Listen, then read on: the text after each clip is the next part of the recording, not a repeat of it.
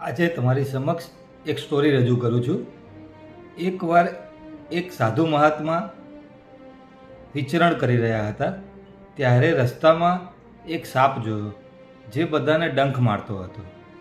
તો સાધુ મહાત્માએ સાપને પૂછ્યું કે તું બધાને ડંખ કેમ મારે છે? સારો ઉપદેશ આપ્યો અને કહ્યું કે સારા માર્ગે ચાલ, કોઈને ખોટા હેરાન ના કરીશ, કોઈને સાપ ડંખ ના મારીશ। સાપનો ગુણધર્મ ડંખ મારવાનો હોય છે, પણ તું સુધર। એ વાત સાપને દિલ ઉપર લાગી ગઈ। ત્યારથી સાપ સુધરી ગયો। હવે સાધુ મહાત્મા અલગ અલગ જગ્યાએ વિચરણ કરતા એક વર્ષ પછી ફરીથી એ જગ્યાએ પાછા આવ્યા। ત્યારે જોયું તો સાપ લોહી લુહાણ હાલતમાં પડેલો હતો। લોકો, છોકરાઓ એક્સેટ્રા ઘણા બધા લોકો એને પથ્થરને, લાકડીને એવું મારી રહ્યા હતા।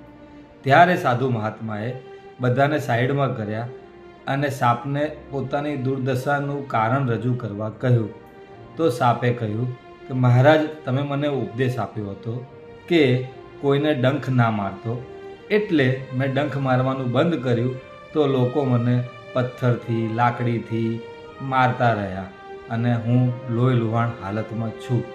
ત્યારે સાધુ મહાત્માએ એક ઉપદેશ આપ્યો કે મેં તને ડંખ મારવાની ના પાડી હતી, ફૂફાડા તો મારવા જોઈએ ને। તો દોસ્તો, જિંદગીમાં પણ કંઈક આવું જ છે।